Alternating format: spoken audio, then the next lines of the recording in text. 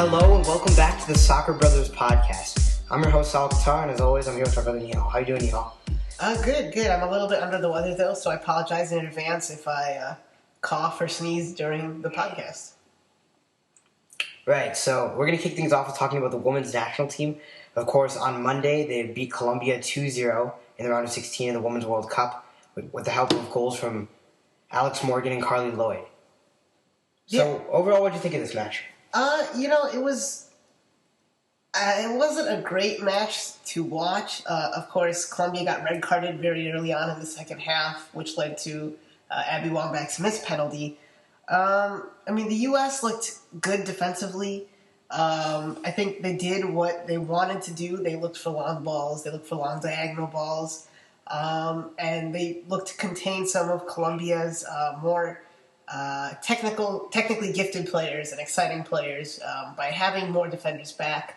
And look to take their chances by sending in long balls for Wambach and Morgan. So I think they executed the game plan correctly. It wasn't exciting for U.S. fans to watch, and frankly, a lot of fans were not happy with the U.S. performance. But they got through. They won 2-0. And I think it's important to realize that this is the style they're going to play. And I know I was mad about it last time, but it doesn't seem like that's going to change, and it's working, and it's probably going to work against China. If we look at the past games, we beat Australia 3-1, and they ended up beating Brazil in the round of 16. So the style is working. Until it stops to work, I don't really see Alice messing with it, especially against this China team. I know you've been talking about how you want Abby Wambach on the bench moving forward. She missed a penalty in this game. She did score against Nigeria, but do you think that's going to change? Or let me clarify. I think she is holding the team back as a whole, but I think against China she has to play just because of the way China is set up. And in this game, more than any other game in the tournament, we should be playing long balls forward. So this is the game where Wambach really can shine.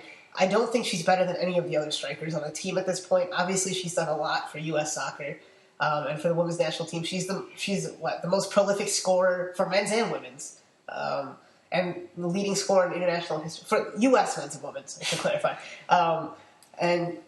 She's the leading scorer in women's soccer history on the international stage. So she's done a lot for the national team. I think centering our whole attack around her can be a little bit dangerous, except against China. It'll be dangerous in the semifinal if we get there. So I think that's where we need to go with the 4-4-2. I know people are talking about doing a 4-3-3 with maybe Wambach, Morgan, and LaRue up top, or press LaRue and Morgan up top. Which is what you said in the last episode. Right. And maybe put Julie Johnston. I said Shannon Box last time, but Julie Johnston, who's been great at center back, as the number 6. Excuse me. But I think, for against China, this is the way to go. The 4-4-2, long balls. It's going to be the same type of game. Predictions? I think the U.S. wins 2-0 again. So the Chinese team, people are calling them very disciplined and very organized, but if you watch them, they're really not that way. They have decent defenders, but really they can be caught out at times, which is how teams have scored. Of course, that's going to happen, but it's not really like it's just 4 defenders who are very well organized who can stop any attack. It's because they do have those 2 defensive midfielders sitting right in front of the defenders, so they look for the counterattack. So they're doing what the U.S. has been doing, except not as well, because they're not as good as the U.S. and they're not as good as they were 15, 16 years ago. But I think they will. I think the U.S. will win 2-0 just because we have more technically gifted players. I think Christian Press will provide a good change of pace in the absence of Rapinoe. Obviously, Rapinoe has been the best attacking player on the team, but Press is faster. She can't deliver a cross quite as well as Rapinoe. And I think Morgan Bryan is a completely different player than Lauren Holiday, who's also suspended, along with Rapinoe. She likes to connect passes in the midfield, while both Lloyd and Holiday like to go for long passes. They're very, very similar. So with Morgan Bryan there connecting passes, that might open up some chances for Carly Lloyd from distance, which she's done so well in the past. She finally got her first shot off from distance in the last game. So I wouldn't be surprised if Lloyd would just score from distance. I think maybe a goal from Morgan from across. Yeah, so I think 2-0 is a good bet.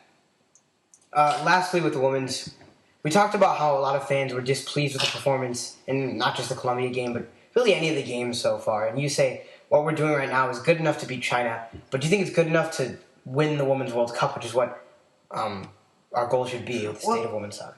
Germany is, I think, the best team in the tournament so far. They're the best team in the world, and we will play them or France in the semifinal, probably Germany, because, excuse me again, France is just not as good. They have Nassib, who's a fantastic player, but Germany is just firing on all cylinders right now. They beat Sweden, the 5th-ranked team in the world, 4-1.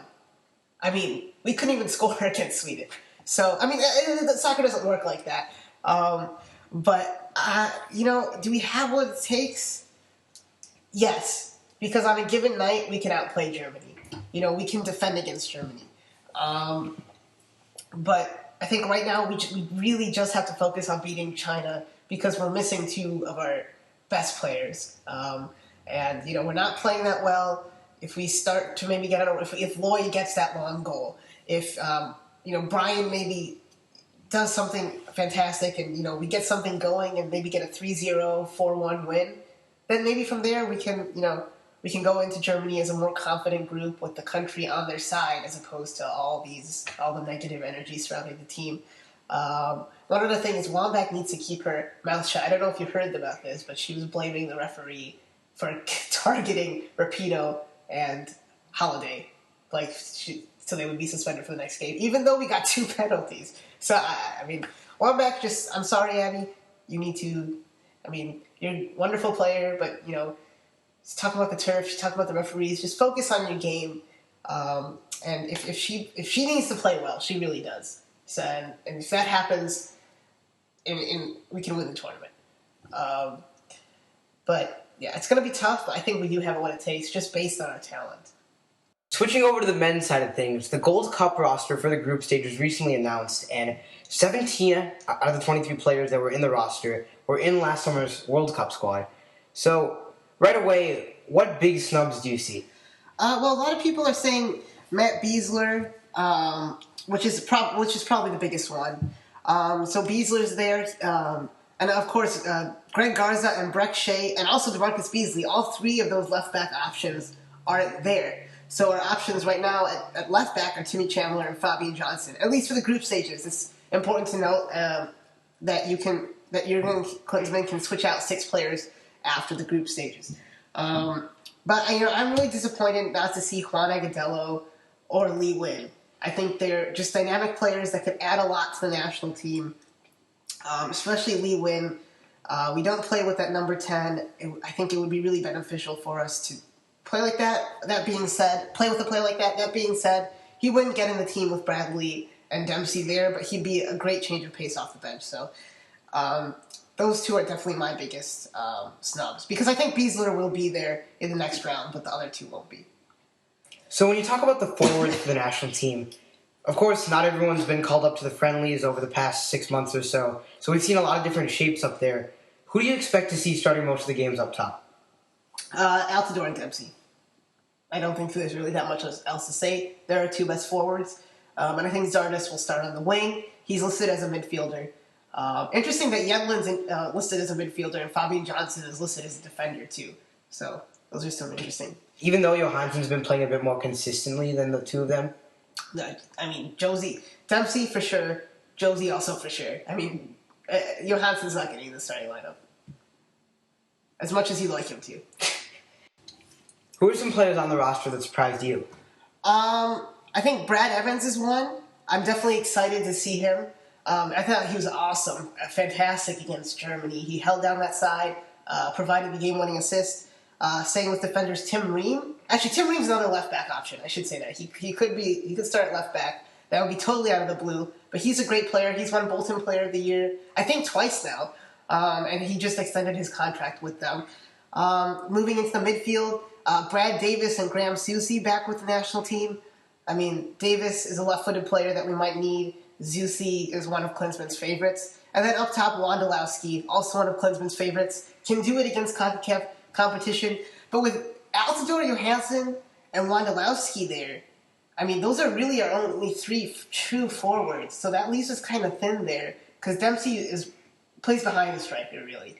We do have Zardes who can slot up top too, though, as I said. But yeah, those are, I think, Wondolowski, Zusi, Davis, Evans, and Reem are one of my biggest surprises. To me, Davis surprised me. I just think that what does he bring to the squad that was needed? A left foot and a free kick taker.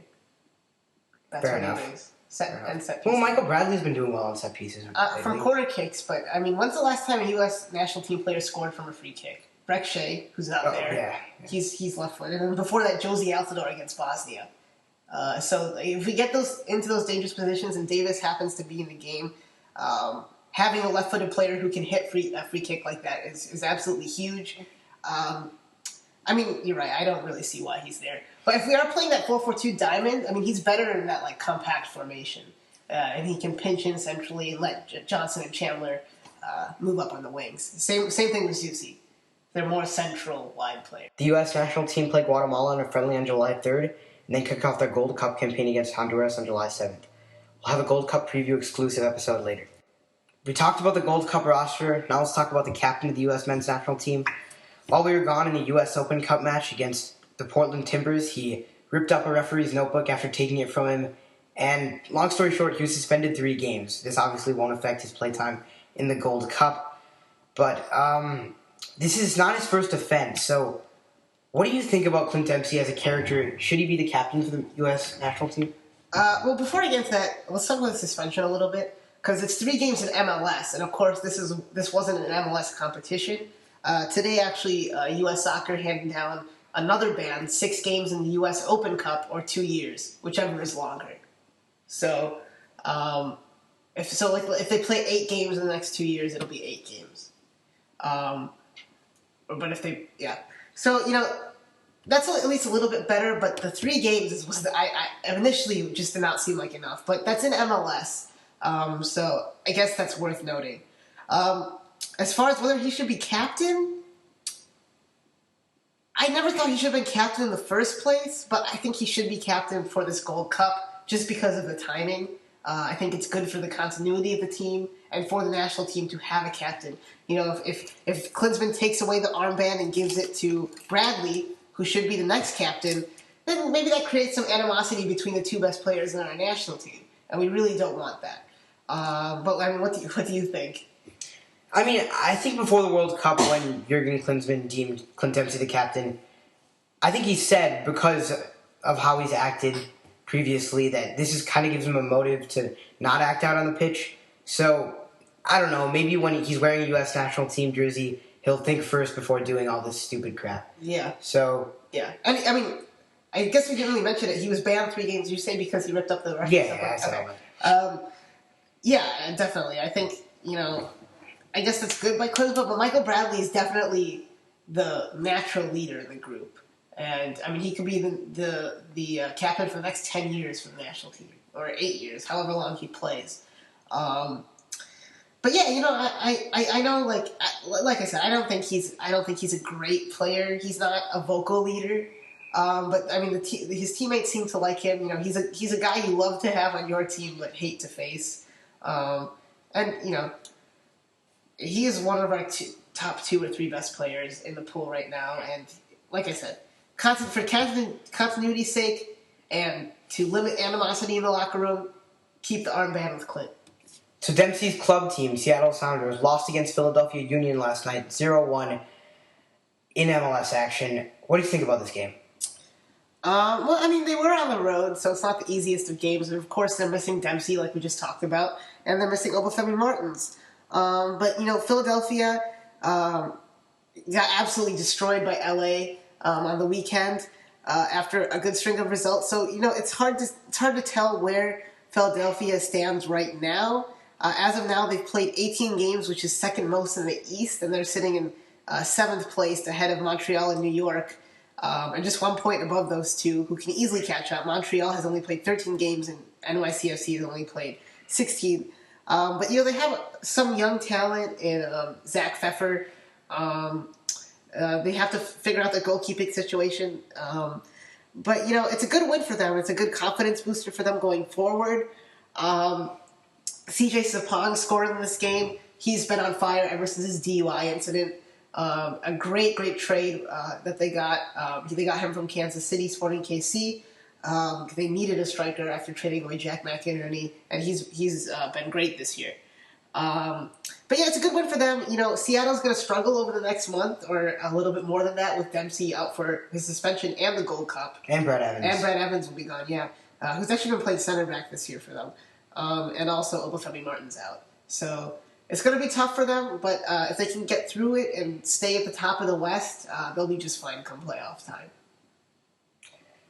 In other MLS news, Columbus, 5th place team in the East, and New England Revolution, 2nd place team, faced off, and Columbus won. A bit of an upset there. What do you think about that game?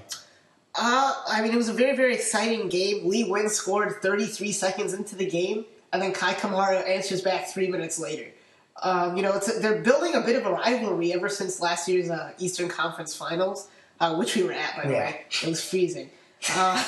But it's a very, very, very good result for Columbus. They were sort of reeling as well. I think their last win before this was May 18th, somewhere in May. It's been quite a while.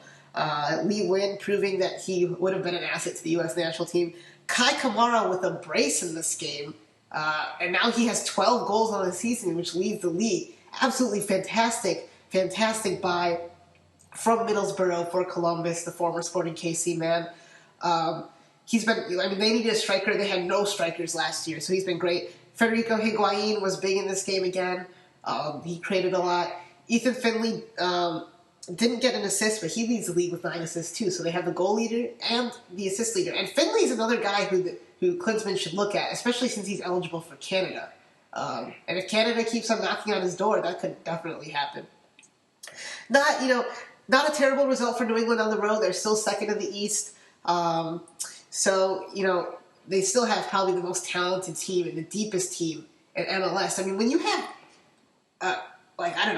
some games you have Juan Agudelo on the bench and Diego Fagundes on the bench.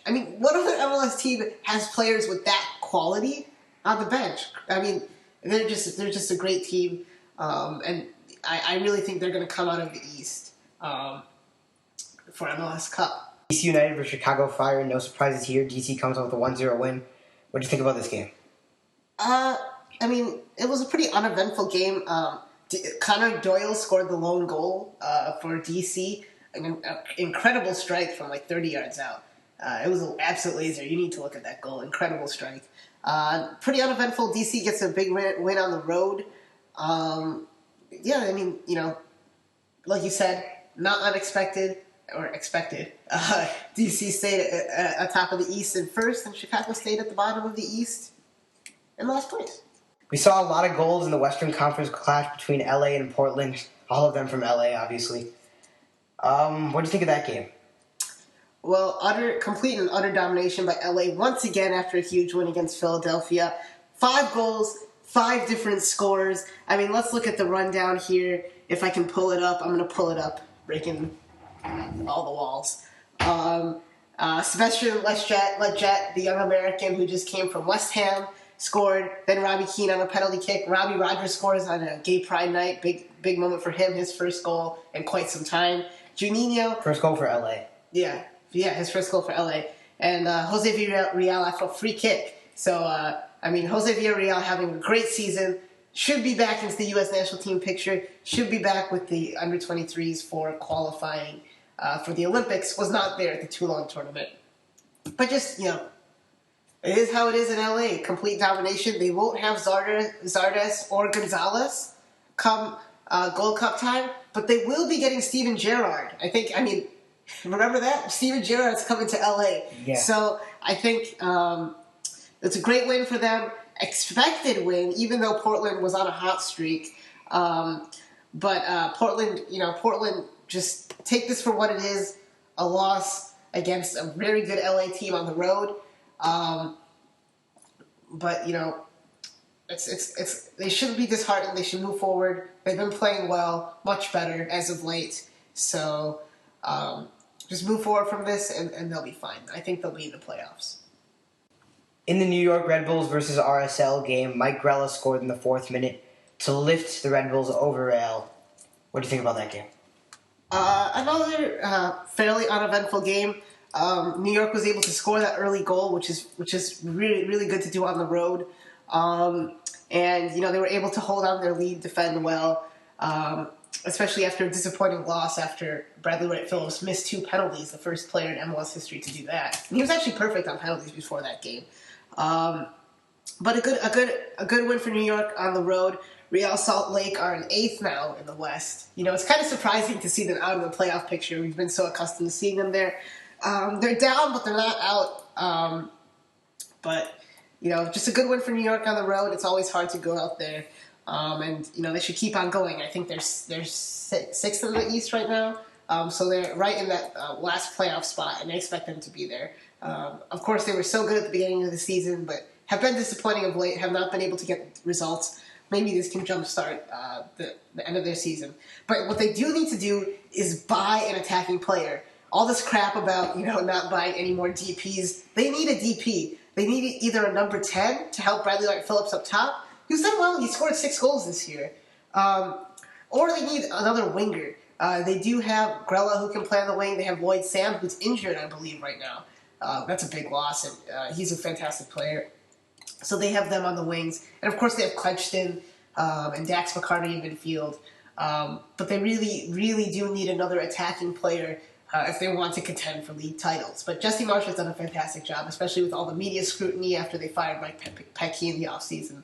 But, yeah, good result for New York. Hopefully they can build off of this going forward. For the first few weeks of MLS, New York Red Bulls were probably the hottest team in the whole league. Well, what happened to them since the beginning? I think, their lack of star power caught up to them. They're a good team. They play in a good system. But in a league like MLS, you need stars to compete with other stars. Kai Kamara and Higuain are 2 stars. They're carrying Columbus, Lee Win, Kakas, and Joe Vinco. Toronto has 3 stars. And New York is a big market. They need to buy some players, especially to compete with NYCFC, who have Lampard, Villa, and Diskerud, and are now probably getting Pirlo and Iraola. They're starting right back in La Liga. So,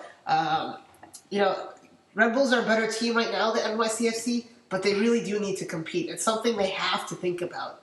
But what happened is just the lack of talent caught up to them. You can't ride streaks like that if you don't have the players to compete with other teams in the East. So, Clutchton's been great. But they do need a star player, a star attacking player to help out Bradley Wright Phillips up top. On the other side of things, we said already that RSL has been kind of disappointing this year in the West. Very disappointing. So will the absence of Kyle Beckerman for the Gold Cup play a role into that slide continuing? Oh, definitely. He's their best player. He's their captain. Morales has not been good this year. Short answer is yes. He's their best player. I don't see them making the playoffs. Neither do I. The only other game that happened was Colorado Rapids at Orlando City SC. Kyle Larin and Kaká led their home team to the 2-0 victory. Sitting pretty well at 3rd place is Orlando. Very surprising. What do you think about this game and, in general, Orlando's start? Well, Kyle Larin has been fantastic. You can see why they picked him first overall in the draft. He has 6 goals this year. So the Canadian rookie, he'll be a big part of the Canadian national team going forward. And Kaká, of course, has been great too. He has 8 goals. They played a 4-3-3. They actually put Shea on the wing for, I think, the 2nd game in a row. They looked very good in the attacking half. Tally Hall came up big, really big, with a one-on-one save in the first half. I forgot who was one-on-one with him. But that save really set the tone for the match, because if Colorado scores that goal, they come back into their defensive shell. They lead the league with 9 draws, Colorado does, so they're able to defend very well with Shane O'Neill and, oh my God, the other center back his name is escaping me right now. But they have a very good defense. So if they were able to get that goal, probably talking about a different game, maybe a draw. After that, Orlando really picked it up. Kaká had a great chance when it was 0-0. He put it off the post from about 8 yards out. And then Larin scores off of a nice finish, and Kaká scores a great angled goal. As far as Orlando's season goes, like I said, very, very surprising. You know, a lot of people didn't have them in the playoffs. And, you know, they've just been doing really, really well, sitting third in the East. I think they'll fall to fifth by the time the season's over. But, I mean, they're doing very, very well. The city is really, really behind the team. So, you know, once they get a stadium, I'm really excited to see how they are going forward, and they could be a perennial contender in this league. Yeah. Orlando and NYCFC were two teams that obviously started this MLS season. What makes Orlando the more successful team this season? I think, well, New York has the bigger stars or more stars, but Orlando already had a system. They already had players. Yeah. They played in USL. Obviously, they have like Larin and Kaká and Shea coming in, but Heath, you know, they had a nucleus. They had Molino, and I don't know when they got Ramos. I can't remember if they got Ramos this year or when they were a USL team. But just having a coach and an identity and a system and a built-in fan base, you know, all of that stuff is more conducive to a successful team. You have Kaká, who really buys into, you know, the American culture and MLS. He's always wanted to play here. Versus Villa, who's I think having a difficult time transitioning. I think he does care about the league, but when you have someone like Kaká who can just put the team on his back without service, he is the service. It's much better for the team and the role players around them. Just an exciting team. Seren is very good from midfield. They have Akugo, obviously, who can play center back or right in front. They have Shea, who can play left back. Ramos is a great right back. They have two good goalkeepers. Larin has been a revelation. Molino is good up top. They just have a lot of good pieces. Of course, they'll continue to improve. They have some good young players. Tyler Turner, who's a 19-year-old American defender. Connor Donovan, who's on that U20 team. Tyler Turner was actually in the Toulon tournament. So they got a young team. They know what they're doing. They have a plan. They already had an identity and a team. So I think that all helps, you know, because Adrian Heath, former Everton star, is the coach of this team. Had a plan before the season, as opposed to Christ, you know, who before the season we knew about Lampard, Mix, and Villa, and Lampard and Pirlo aren't even there yet, so that might not, you know, Pirlo is not even a sure thing, but Lampard's not even there yet, so we don't know, you know, how the team is going to turn out, you know, so you know, there's moving pieces. They don't really have a real identity yet. Christ has been throwing around different formations. They have a plethora of central midfielders, but not a lot of wide midfielders. Grambleroy is a good, hard-working player, but he's not someone who can create. And they have Villa, who's alone on the island up top, maybe with Nebic, who's been terrible. Patrick Mullins, who should play more. I don't know why Mullins is not playing, and Shelton, the rookie, who's been decent. Their defense is terrible. Wingert is not a center back, whereas Orlando's defense has been very, very good. So NYCFC, you know, this season, it's their first season. Expansion teams usually aren't good. I mean, Orlando's great, and it looks like they're going to be a real success in this league going forward, and it's great for the league to have a star like Kaká in a city that really buys into the team. It's absolutely great for MLS. So let's talk some Copa America. Yesterday in Santiago, Chile faced off against Uruguay. Of course, Chile, the host team, 1-1-0 to advance to the semifinals.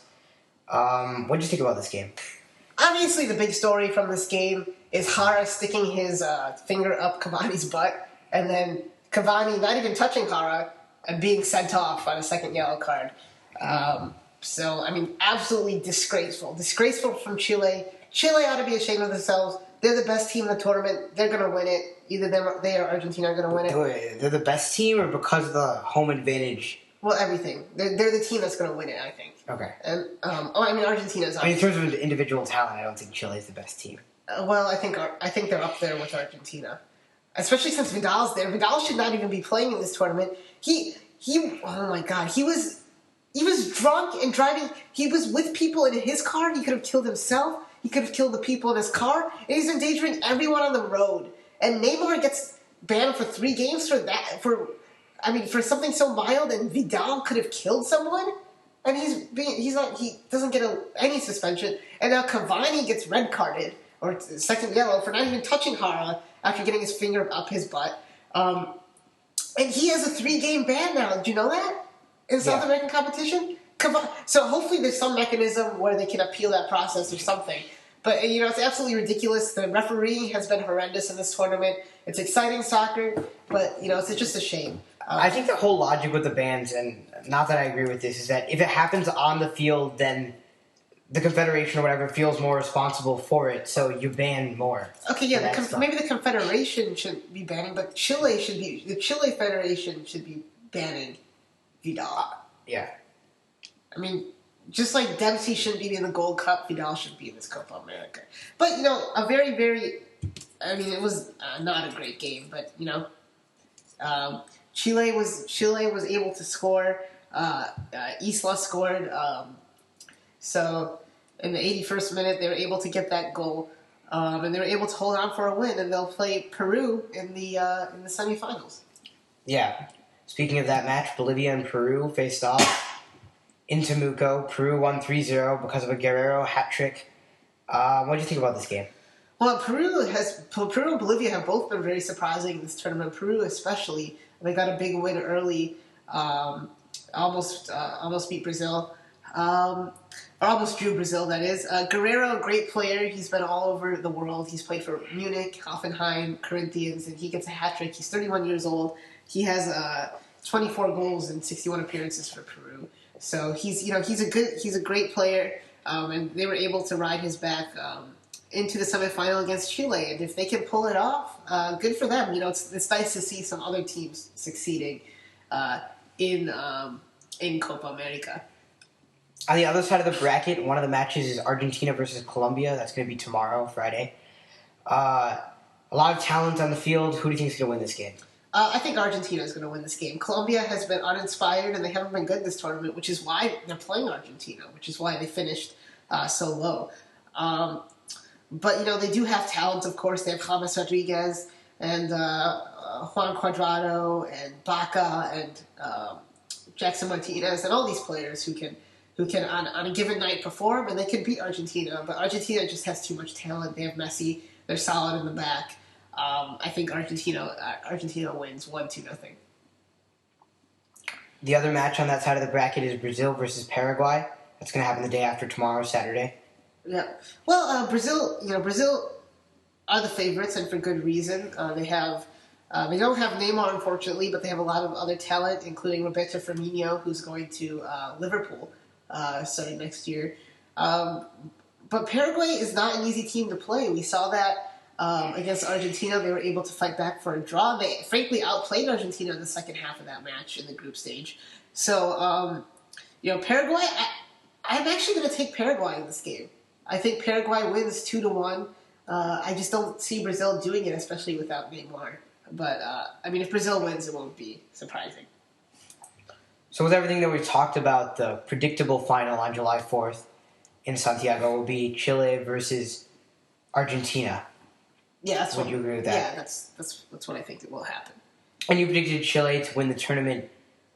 With Argentina having that much talent, especially up front, how do you think Chile is going to be able to handle that? Vidal's been playing out of his mind. The defense has been playing well, and they've been able to create a lot of chances. Argentina, there's just something off about them in this tournament.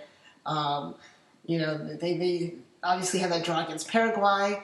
They just haven't looked great. I think Chile, with the fan support, with the whole nation behind them, I think they can win. They can win in Santiago in that final. Quickly, we didn't mention it earlier. There's a lot of other Women's World Cup games. What do you have to say in general about? Well, the big one in the quarterfinals is, of course, Germany versus France. We kind of touched on that earlier. It should be a great match. Germany has a lot of attacking talent. As does Germany has been absolutely fantastic in this tournament, but France is one of the best teams in the tournament. Then, on the other side, that's on the U.S. side of the bracket with U.S. and China. And then on the other side, you have England versus the host nations, Canada.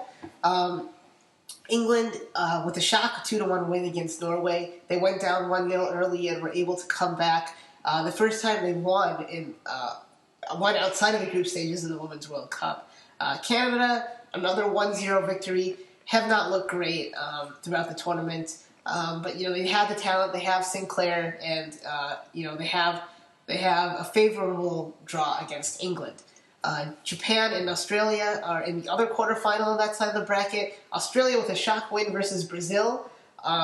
They looked really good in the tournament, and I could see them actually coming out and being in the final. And it'd be interesting if the U.S. played Australia in the final, especially after their group stage encounter. And Japan versus Netherlands. Japan are looking fantastic. Netherlands score off a terrible goalkeeping error at the end, but they're already 2-0 up. Everyone's been talking about this Japanese goal, amazing team goal. You need to look this up. I know you missed it. But just the passing and the dummies that led to an 18-yard strike were just great. Japan playing very, very well. They haven't played their full-strength 11 yet, and all 23 players on the roster have played in this tournament already.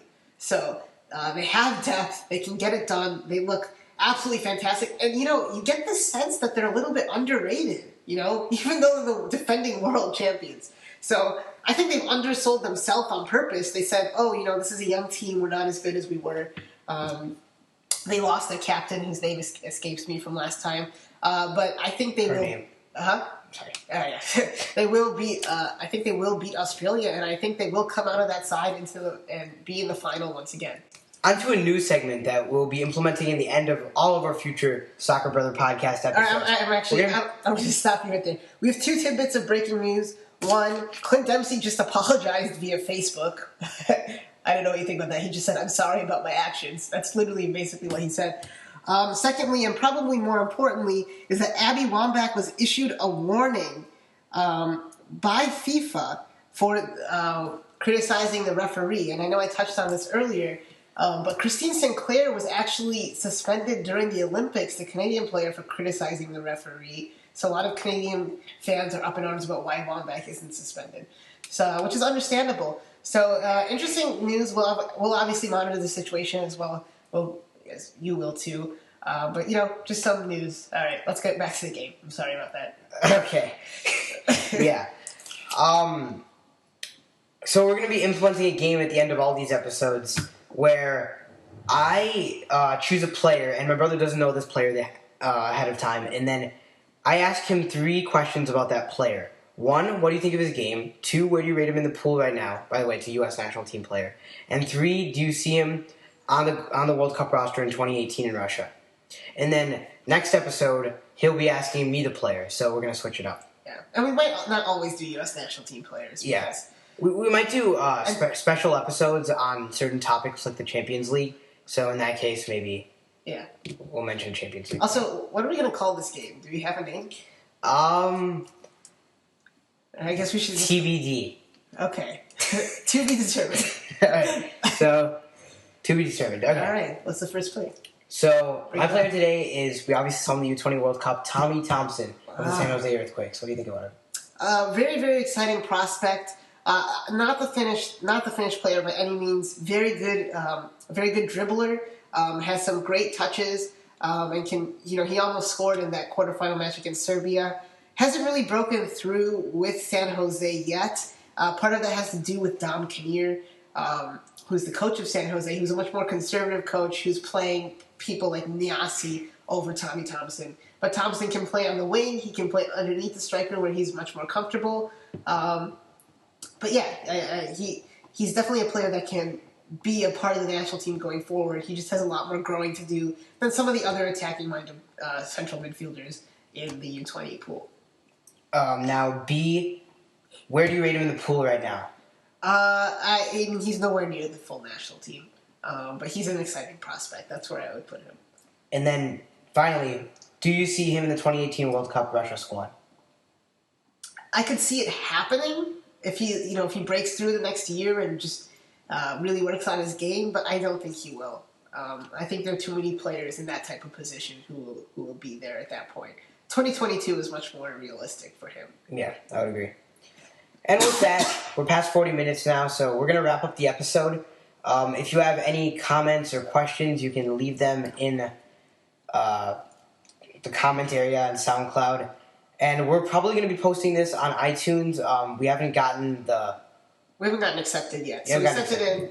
So hopefully we'll get accepted pretty soon. I read somewhere online it can be as quick as 30 minutes or as long as 3 weeks. So we don't really know what the timeline is for that. But we're excited to get on iTunes fairly soon. But yeah, thanks for listening. Yeah, thanks. We'll see you next time. Goodbye.